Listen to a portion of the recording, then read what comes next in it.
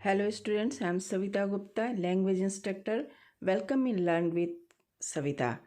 तो स्टूडेंट आज हम क्लास 11th की जो पोएम है फादर टू सन, जिसे एलिजाबेथ जेनिंग्स ने लिखा है, इसके क्वेश्चन आंसर करने जा रहे हैं. So directly coming to our question answer.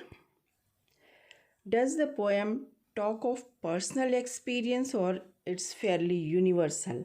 यह कविता कवि के निजी अनुभवों के बारे में बताती है या यूनिवर्सल है? The poem talks of A personal experience in the poem and describes the relationship between two generations. इस कविता में दो पीढ़ियों के जनरेशन गैप यानी पीढ़ी अंतराल पर कवि के निजी अनुभवों को बताया गया है. At the beginning, it seems to be personal, but it's a fairly universal phenomenon. हालांकि शुरू में ये कविता जो है ऑटोबायोग्राफिकल नेचर की है, निजी अनुभव को बताती है, पर देखा जाए तो ये एक यूनिवर्सल घटना है, common in most of the families, और लगभग हर फैमिली में लोग जनरेशन गैप को फेस करते हैं और इससे होने वाले कॉन्फ्लिक्ट से दो चार होते रहते हैं. Identify the phrases and lines that indicate distance between father and son. इस कविता में उन लाइन्स और फ्रेजेस को पहचानिए जो पिता और पुत्र के बीच की दूरियों को बताते हैं. तो द फ्रेजेस और lines that indicate distance between the father and son are, तो पिता और पुत्र के बीच दूरी बताने वाली लाइन्स और फेजेस इस प्रकार हैं. I do not understand this child. मैं इस बच्चे को समझ नहीं पा रहा हूँ. I know nothing about him. मैं उसके बारे में कुछ भी नहीं जानता हूँ. We speak like strangers. हम दोनों एक दूसरे से बिल्कुल अजनबी की तरह बात करते हैं, बिल्कुल अजनबी हो चुके हैं. There is no sign of understanding in the air. हम दोनों के बीच आपसी सामंजस्य का कोई नामो निशान भी नहीं दिखता है कहीं से कहीं तक. साइलेंस सराउंड्स अस. हम दोनों के बीच सन्नाटा फैला हुआ है. तो ये लाइन्स है जो पिता और पुत्र के बीच की दूरियों को बताते हैं. Does the poem have a consistent rhyming scheme? तो क्या इस पोएम में एक रेगुलर राइमिंग स्कीम है? No, the poem doesn't follow a regular rhyming scheme. नहीं, इस पोएम में एक रेगुलर राइमिंग स्कीम चारों स्टेंजा में बिल्कुल नहीं है. How is father's helplessness brought out in the poem? इस पोएम में पिता की असहायकता को किस प्रकार दिखाया गया है? There is no conversation between father and the son. इस पोएम में पिता की जो असहायकता है वो इस तरह बताया गया है कि पिता और पुत्र के बीच सामान्य तौर पर कोई बातचीत नहीं होता है. Silence surrounds them. उनके दरमियान खामोशी फैली हुई है. The situation is unbearable for him. और ये स्थिति पिता के लिए बिल्कुल असहनीय हो रही है. He is helpless to end this situation of strangeness between him and his son. वो खुद और उसके पुत्र के बीच फैले इस अजनबियत को ख़त्म करने में खुद को असमर्थ पा रहे हैं. He wants his son to return and live with him. वो चाहते हैं कि उसका पुत्र वापस आ जाए और उसके साथ रहे, उसके करीब हो जाए. But he is finding no way out. लेकिन उसे ऐसा करने का कोई रास्ता नहीं मिल पा रहा है. What is the father's attitude towards his son in the third stanza? तीसरे स्टेंजा में पिता का पुत्र के प्रति क्या रवैया दिख रहा है? In the third stanza, the father wants to rectify the situation. तीसरे स्टेंजा बता रहा है कि पिता अपने और पुत्र के बीच की स्थिति को सुधारना चाह रहा है. He wants his son to return to his home and live with him. वो चाहता है कि उसका पुत्र वापस आ जाए और उसके साथ एक फैमिली की तरह उसके करीब होकर के रहे. He is willing to forgive his son and restart their relationship. वो अपने पुत्र को माफ़ करके उसके साथ अपने संबंधों को नए सिरे से शुरू करना चाह रहा है। What is the father's problem in the poem Father and Son? तो ये जो हमारी पोयम है फादर एंड सन, इस पोयम में पिता की क्या समस्या है? Father's problem is that he is unable to understand his son because of the generation gap. इस पोयम में पिता की समस्या ये है कि पीढ़ी अंतराल यानी जनरेशन गैप के कारण वो अपने पुत्र को समझ नहीं पा रहा है। Though they has been living together in the same house for years. हालांकि वे दोनों वर्षों से एक ही घर में एक साथ रह रहे हैं। He feels that he knows nothing about his son. फिर भी पिता को ऐसा लगता है कि वो अपने बेटे के बारे में कुछ भी नहीं जानता है। वो उसके लिए बिल्कुल अजनबी सा हो चला है। What does the father intend to do in order to be able to understand his son? अपने पुत्र को समझने के लिए पिता क्या करने का इरादा रखता है? The father finds it very difficult to understand his grown-up son. अपने बड़े होते हुए बेटे को समझना पिता के लिए बहुत ही मुश्किल हो रहा है। So he has a new plan. इसलिए वो एक प्लानिंग करता है। वो सोचता है, तब का सोचता है जब उसका बेटा छोटा था। He tries to build a relationship thinking how his son was when he was small. वो उस समय को सोचता है जब उसका पुत्र बहुत छोटा था और उनके बीच स्ट्रॉन्ग बॉन्डिंग थी। The time when there was a strong bonding between them, है ना। तो उसी समय के आधार पर वो अपने पुत्र के साथ अपने संबंधों को सुधार कर एक नई शुरुआत करना चाह रहा है। यानी अपने बच्चे के बचपन को याद कर रहा है जब उनके रिलेशनशिप बहुत अच्छे थे। तो उस समय उसका अपने बेटे के साथ जो अनुभव था उसके आधार पर वो अपने संबंधों को सुधारना चाह रहा है। How do the father and the son speak to each other? पिता और पुत्र के बीच में बातचीत कैसे होती है, किस तरह वो एक दूसरे से बातचीत करते हैं? Father and son speak to each other like strangers. सामान्यतः उनके बीच बातचीत ही नहीं होती है, और अगर उनके बीच कभी बातचीत होती भी है तो बिल्कुल वे अजनबियों की तरह बातचीत करते हैं। There are no sign of understanding between them और इन देयर एटीट्यूड। उनकी बातचीत में या उनके व्यवहार में आपसी सामंजस्य का नामो निशान भी नहीं मिलता। Their exchange if any are just formal. और अगर कभी बातचीत हुई भी तो बिल्कुल फॉर्मल लहजे में होती है, अन्यथा अदरवाइज साइलेंस सराउंड्स देम। अन्यथा उनके बीच में सन्नाटा फैला रहता है। वो एक ही घर में रहते हुए भी बिल्कुल खामोश रहते हैं। What is the present state of son according to father? तो पिता के अनुसार वर्तमान में पुत्र की क्या स्थिति है? According to the father, his son has created a new world of his own. पिता के अनुसार वर्तमान में पुत्र ने अपनी एक अलग ही दुनिया बना ली है और वो वहीं खोया रहता है। He is the master of his own world. वो अपनी इस दुनिया का मालिक आप हो गया है। Now he is not dependent on his father anymore. अब वह अपने पिता के ऊपर निर्भर नहीं है। They have become quite strangers to each other. और वे दोनों ही एक दूसरे के लिए बिल्कुल अजनबी हो चुके हैं। What does the father mean when he says silence surrounds us? पिता के इस कथन का क्या आशय है कि हमारे बीच सन्नाटा फैला है? It means there is no understanding and communication between them. पिता के इस कथन का आशय ये निकलता है कि उन दोनों के बीच न तो आपसी सामंजस्य है और न ही बातचीत है। They live like strangers in the same house.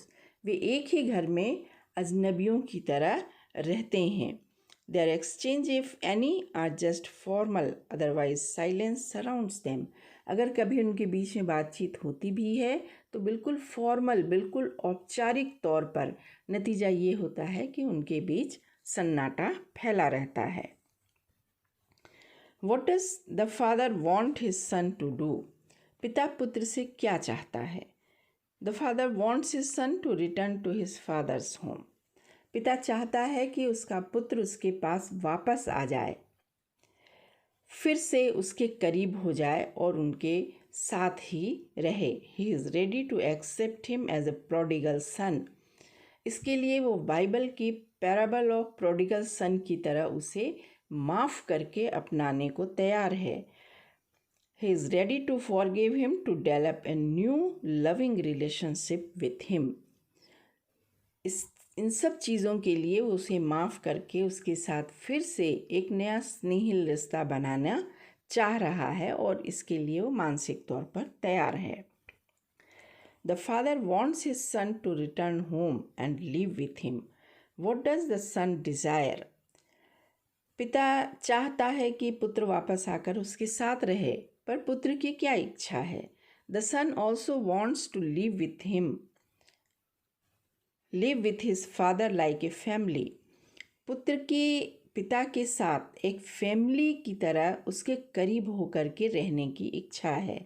In fact, both have love for each other, but they are unable to express it. वास्तव में देखा जाए कि तो दोनों ही एक दूसरे को बहुत प्यार करते हैं, लेकिन अपने इस प्यार को एक्सप्रेस कर पाने में, एक दूसरे को बता पाने में अपने आप को असमर्थ पा रहे हैं। Both extend their hand to forgive each other.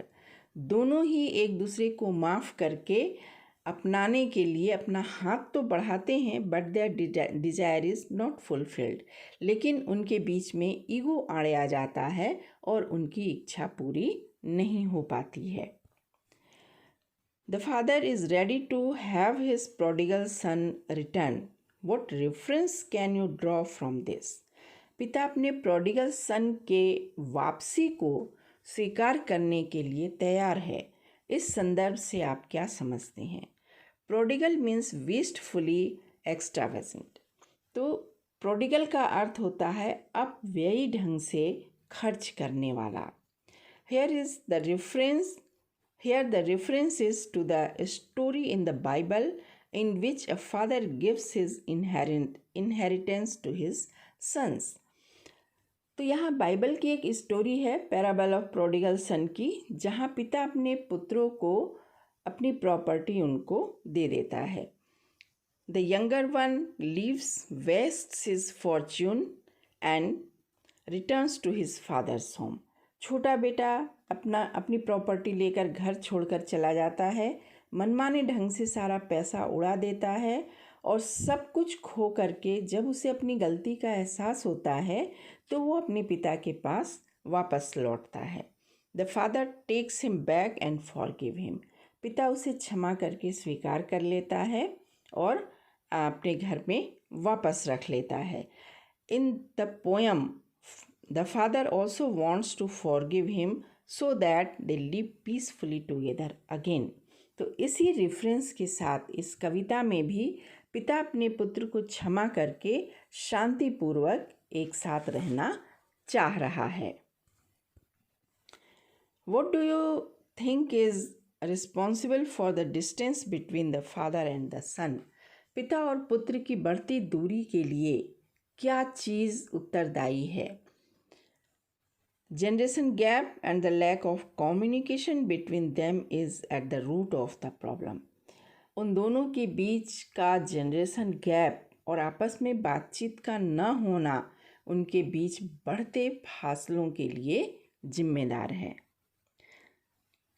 ये फासले अब इतने बढ़ गए हैं कि वो बिल्कुल अजनबी जैसे हो चुके हैं। What do the word an empty hand signify? इस कविता में an empty hand क्या बताता है? The word an empty hand signifies that both of them want to extend hands for a healthy relationship with each other. ये बताता है कि पिता और पुत्र दोनों ही एक स्वस्थ संबंध के लिए हाथ बढ़ाना चाह रहे हैं, but their ego stops them to be the first one to do so. लेकिन इस दिशा में पहला कदम कौन बढ़ाए, ये ईगो उनके आड़े आ जाता है. First to do and their desire is not fulfilled. और उनकी साथ रहने की इच्छा, अपने संबंधों को सुधारने की इच्छा अधूरी रह जाती है और इस तरह वो खाली हाथ रह जाते हैं. What does the father say about the build-up of his son? इस कविता में अपने पुत्र के बिल्डअप यानी कि उसे किस तरह बड़ा किया गया है, इस बारे में पिता क्या कहता है. The father says that the child is built up to his design. पिता कहता है उसका बेटा ठीक वैसे ही बड़ा हुआ है जैसा वो चाहता था. In other words, he has grown on his expected lines. या दूसरे शब्दों में उसका लालन पालन उसकी ही इच्छा के अनुसार हुआ. Yet the difficulty is that the father doesn't understand the emotions of his grown-up son. लेकिन समस्या यहाँ ये है कि पिता अपने बड़े हो रहे बेटे की भावनाओं को समझ नहीं पा रहा है. This grieves him. और यही बात उसे दुखी कर रही है.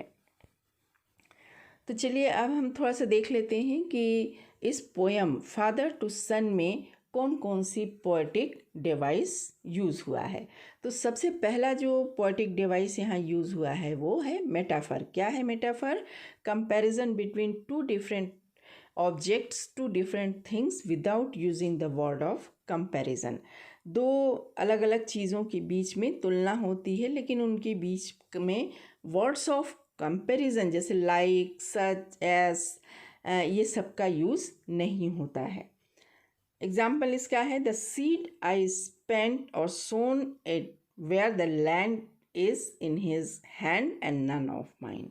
तो here seed and sown refers to the father's effort and bringing up his son and land to his son's heart. तो यहाँ पर सीड और सोन जो है पिता के उस प्रयासों को बता रहे हैं, उस प्रयासों से तुलना किए गए हैं जो उसने उसको बड़ा करने में किया है. जबकि लैंड किस रिफरेंस में किस चीज़ की तुलना कर रहा है? पुत्र के हृदय की, उसकी इच्छाओं, उसके इमोशंस की. I would have his prodigal returning to his father's house. तो यहाँ पर reference is here from the parable of the prodigal son with which he compares his own son.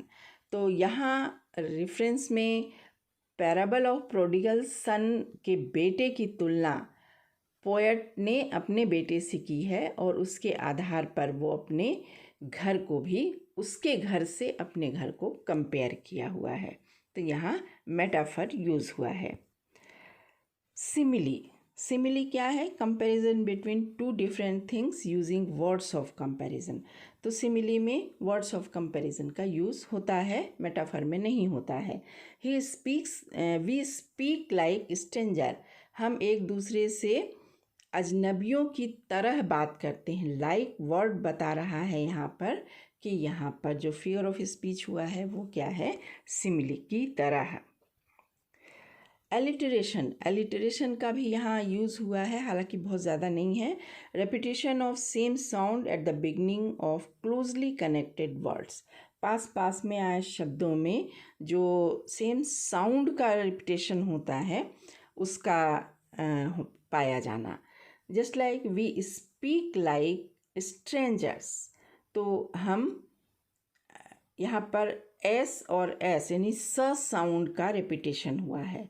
Silence surrounds अस. यहाँ भी एस और S यानी कि यहाँ भी एस और एस यानी कि सा साउंड का रेपिटेशन हुआ है.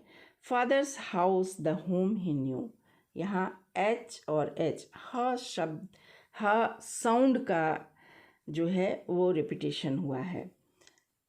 Anger grows from grief. यहाँ ग साउंड का रेपिटेशन हुआ है. The seed spent sown it where. तो यहाँ पर फिर स साउंड का रेपिटेशन हुआ है. So students, this is all about this question answer and poetic devices of this poem. Thank you. Thanks for watching the video.